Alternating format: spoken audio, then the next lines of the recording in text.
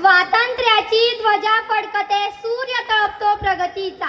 स्वातंत्र्याची ध्वजा फडकते सूर्य तळपतो प्रगतीचा. भारत भूच्या पराक्रमास माझा मानाचा मुजरा, माझा मानाचा मुजरा. स्वातंत्र्यासाठी केला अनेकांनी त्याग, स्वातंत्र्यासाठी केला अनेकांनी त्याग. वंदन करूनी तयासी आज ठेवून त्यांच्या बलिदानाची जाण. करूया भारत देशा असंख्य प्रणाम, असंख्य प्रणाम. स्वातंत्र्यवीरांना करूया शत प्रणाम. त्यांच्या निस्वार्थ त्यागानेच भारत आज बनला महान, भारत आज बनला महान.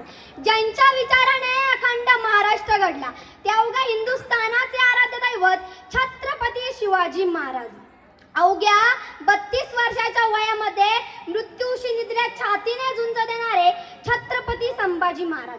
शिवाजी महाराजांना वाढवलं, घडवलं, स्वराज्य निर्माण करण्याची प्रेरणा दिली त्या राजमाता जिजाऊ यांना मानाचा मुजरा करून मी स्वरा संतोष क्षीरसागर आदरणीय व्यासपीठाला वंदन करते आणि मी माझ्या भाषणास सुरुवात करते. आज 15 ऑगस्ट 1947 रोजी आपला भारत देश स्वतंत्र झाला. 150 वर्षापूर्वी इंग्रज आपल्या भारत देशामध्ये आले होते. एखाद्या पिकाला जशी कीड लागते तशी व्यापार करण्याच्या उद्देशाने इंग्रजांनी आपल्या भारत देशामध्ये पाय ठेवून कट्टीपणाने संपूर्ण भारत देश ताब्यामध्ये घेतला होता. भयानक अत्याचार, असह्य वेदना सहन केलेल्या आहे.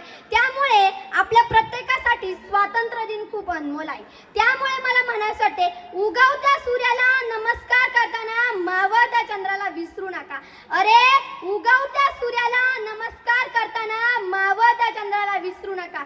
ज्यांच्यामुळे आज हा दिवस पाहिला त्यांचे त्याग कधी विसरू नका, त्यांचे त्याग कधी विसरू नका. विद्यार्थी मित्रो, आपल्या भारत देशामध्ये खूप मोठ्या प्रमाणामध्ये परदेशी माल येत होता आणि या परदेशी मालावर आपण भारतीयांनी बहिष्कार टाकला होता. तरी पण एक दिवस या मुंबईमध्ये परदेशी मालाच्या गाड्या आल्या आणि या परदेशी मालाच्या गाडीसमोर एक तरुण आडवा झोपला. इंग्रज अधिकाऱ्याने आदेश दिला की या तरुणाच्या अंगावरून गाडी घाला. या तरुणाच्या अंगावरून गाडी जाताच रक्ताच्या चिळकांड्या उडाल्या आणि ऐन तरुणात हा बलिदान देणारा दुसरा तिसरा कोणी नसून पुणे जिल्ह्यातील आंबेगाव तालुक्यातील माळुंगी पडवळ गावचा बाबू गेनू होता, बाबू गेनू होता. हे मेरे वतन के लोगो जरा आँख में भर लो पानी, जो शहीद हुए उनकी जरा याद करो कुर्बानी. आपला भारत देश जगातील सर्वात मोठा लोकशाही प्रधान देश आहे. अनेक जाती धर्माचे लोक गुण्या गोविंदाने राहत आहे. आपल्या भारत देशाला स्वातंत्र्य मिळून 75 वर्षही झालेले आहेत, तरी आपल्या भारत देशासमोर अनेक समस्या वासून उभ्या आहेत.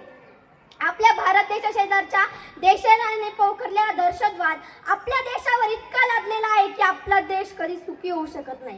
पाकिस्तान सारखा देश दहशतवादी पाठवून आपल्या भारत देशामध्ये हिंसाचार करण्याचा प्रयत्न करत आहे. हिंसाचार, गरिबी, दहशतवादी या समस्यांनी तर कळसच घातलेला आहे. आजची तरुणाई व्यसनाच्या आणि मोबाईलच्या आहारी चाललेली आहे.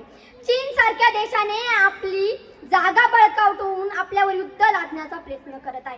ये आजादी कभी छीनने नहीं देंगे, ये आजादी कभी छीनने नहीं देंगे, तिरंगे की शान को हम कभी मिटने नहीं देंगे. ये आजादी कभी छीनने नहीं देंगे, तिरंगे की शान को हम कभी मिटने नहीं देंगे.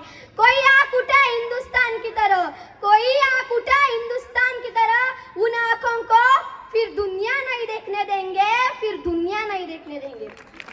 आपण कृषी, विज्ञान, तंत्रज्ञान इत्यादी क्षेत्रांमध्ये प्रगती केलेली. आपण खेळाच्याही क्षेत्रामध्ये पाठीमागे नाही. ऑलिम्पिकमध्ये मनू भाकर, स्वप्नील कुसळे यांनी प्रावीण्य मिळवलेले आहे. जहाँ डाल डाल पर सोने की चिड़िया करती है बसेरा, वो भारत देश मेरा, वो भारत देश मेरा. या ओळी आपल्याला प्रत्यक्षात आणण्यासाठी पुन्हा एकदा क्रांती घडणे आवश्यक आहे. आपल्या भारताचे राष्ट्रपती डॉक्टर अब्दुल कलामांनी पाहिलेले महासत्तेचे स्वप्न आपल्याला सत्यात आणण्यासाठी आपल्याला एकजुटीने प्रयत्न करायचे आहे. जाता जाता एवढेच म्हणते, रंग बलिदानाचा या तिरंग्यात पाहावा, रंग बलिदानाचा या तिरंग्यात पाहावा, उत्सव देशाचा अंगी संचारावा, जय घोष भारताचा आसमंदी गुंजावा, जय घोष भारताचा आसमंदी गुंजावा. सण स्वातंत्र्याचा सदैव चिरयू व्हावा, सदैव चिरयू व्हावा. एवढे बोलून मी माझे छोटेसे भाषण संपवते. जय हिंद, जय महाराष्ट्र.